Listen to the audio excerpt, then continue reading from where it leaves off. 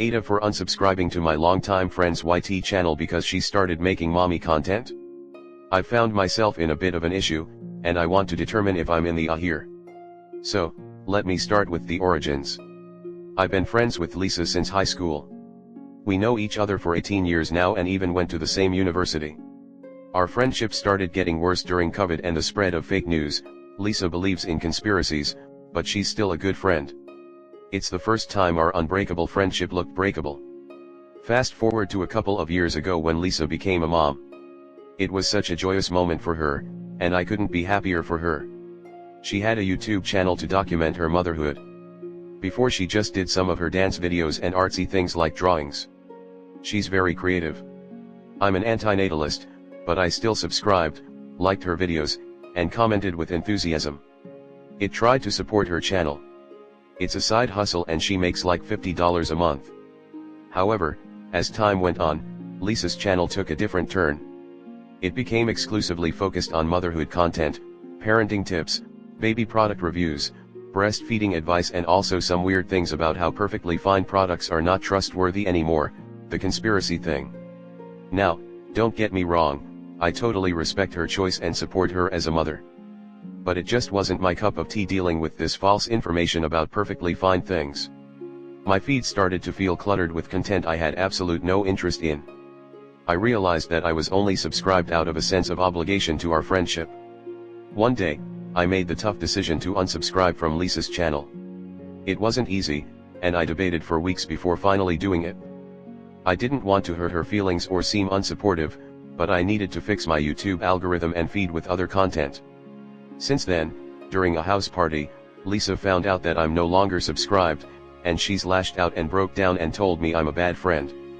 She asked me why I unsubscribed, and I was perhaps a bit too honest with her about it. I told her that her ideas, views, and content were all crap. Now, she's upset with me, and some of our mutual friends are divided on whether I did the right thing or not. Some say I should have just stayed subscribed to support her, or at the very least I should have done this in private. Comment. Unsubscribing AITAH, but the way you phrased it to her YTA.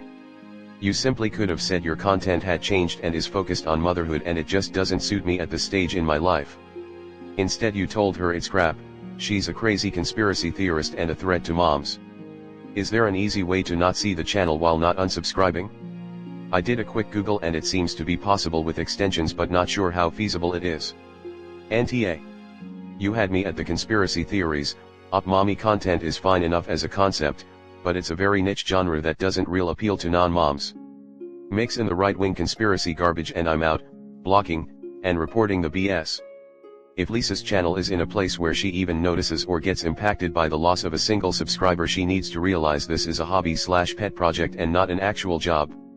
Again, there is absolutely nothing wrong with that, in general at least, but getting aggressive with friends about lost clicks is an move. Esh. You don't owe her a subscription just because you're friends. If the content she offers no longer interests you, you were right to unsubscribe. You didn't have to be so harsh when you gave her your opinion. You criticized her as a person and that affected your friendship. You should have simply told her that the channel didn't suit you anymore. AITAH. You can subscribe and unsubscribe to anyone you want. I would have done the same if the content didn't fit what I was originally subscribed for. Misinformation can also be dangerous, and I think you choosing to distance yourself from a stressful channel is a positive for you. People subscribe and unsubscribe daily. She'll get over it eventually, and if she doesn't, then that speaks volumes to her personality. AITAH, but you could have handled it differently if you wanted to stay friends. Yeah, you know I'm not really into kids and the whole motherhood thing, so I unsubscribed. No need to bring the conspiracy theories and all of that up in front of your mutual friends. It became accusatory, which is always going to put the person on the defensive. In my view, you'd be perfectly justified in dropping Lisa as a friend because she sounds kind of nuts, but that wasn't your question. This is your money. This is her business. You don't have to use your money to support her business if it's not something you're interested in. Whether calling her content crap was an move or not is another post. Next story 2. AITAH for telling my friend that their need to always be included in everything frustrates me. My friend, let's call them Chris, has diagnosed BPD, which makes them have mood swings and often feel, irrationally, as they themselves admit, like they're not part of the group. We live in a shared apartment with our other friend, Jack. We've been friends for a long time, and we're all very close and always try to accommodate each other's emotional needs. Chris has this thing when they absolutely have to be included in every conversation.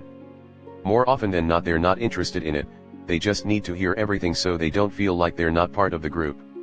Usually I'm perfectly fine with that, but it can reach levels that I personally find absurd and annoying.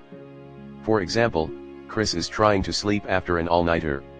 Naturally, everyone starts whispering when we think they're asleep, but they speak up multiple times, asking us to stop whispering, more and more annoyed. This is a common occasion. I'm trying to control the volume of my voice and remind everyone to do the same, but if I forget to actively think about it and they look like they're asleep, I start getting quiet because I feel like it's impolite to be loud around someone trying to rest and I fear them waking up and being angry about it. Logically I know I should do the opposite because they asked, and I'm trying to, but I can't help it sometimes. It kind of makes me feel like they're eavesdropping and it's uncomfortable. I don't think everyone should always contribute something to the conversation, but those very specific situations just seem weird to me. You express that you don't care about what's being said, and you're not even around for it, but you still demand that we always keep in mind if you can hear it clearly or not. Whenever I share something with Jack, and they're not around but heard that we were talking, they rush back to ask what that was about and get offended if someone says it doesn't matter, like I'm purposefully keeping from them that I just asked Jack to clean his cat's litter box, that kind of trivial stuff, or if it's something personal. The fact that I have to repeat meaningless things that don't concern them at all the time is frustrating and annoying. If it's something they should be included in, they always are. We try our best to have a very respectful relationship and don't keep any unneeded secrets. If it's not, I think they should just let it go, or it just comes off as being really nosy. I feel like I'm not allowed privacy with other people at all. I want to talk to them about it, not berate them or anything, but tell how that makes me feel, but I fear that my emotions are irrational and I'll just offend them. They told me before how not being included makes them feel and they have been offended before when I pointed out some things that we could try to work out a compromise on, because they have a condition and they can't help it. AITAH. Comment. Mental illness is not someone's fault, but it is their responsibility. Does Chris have a therapist? They need one to develop skills. You are not obligated to set yourself to accommodate someone else. Look, I'm gonna be real, I didn't read this whole thing. I also have BPD, so I get it. But Chris is handling their disorder incorrectly. When you are plagued by feeling like an outsider, your imperative is to do the healthy thing, which is to do therapy about it. Things like ACT and CBT can make huge differences in how well we feel and function. The fact that Chris insists on being present for every conversation is frankly really creepy, and wouldn't be tolerated in my household or my social circle. What Chris is asking from you all is for everyone in their life to adjust to accommodate their illness, when in reality it's Chris' job to put in the work to manage their illness so that the world isn't expected to make special allowances for them. You are NTA, and not only do I think you should tell Chris the truth, I think you and the other roommates need to discuss and rearrange the rules of the household. Everyone has a right to privacy. Chris should not be allowed to sit in on every convo. And if that challenges their BPD and makes them split or swing or lash out, tough, to be frank. We with BPD will be happy and successful in life when and only when we learn how to master our disease, and not the other way around. Chris' disorder isn't your problem. My ex-wife had BPD, we split for unrelated issues, and she often felt like this. However, she knew that what she thought and the reality of the situation were often different from each other. So she got help. She went to therapy and did the work needed to manage things. Of course she had a wobble every now and then, but that's where she could rely on me to tell her when her emotions were valid or she was being a numpty, our code word for the BDP mind talking instead of her logical mind. Trying to be included in everything is impossible. It simply leads to frustrations all around. You and your other housemate need to sit Chris down and have a calm conversation about how this is impacting everyone and why you cannot include them in every conversation. That it is impractical, impossible to implement, and unfair to you all. Whatever condition someone has, they need to take ownership of making sure it is managed.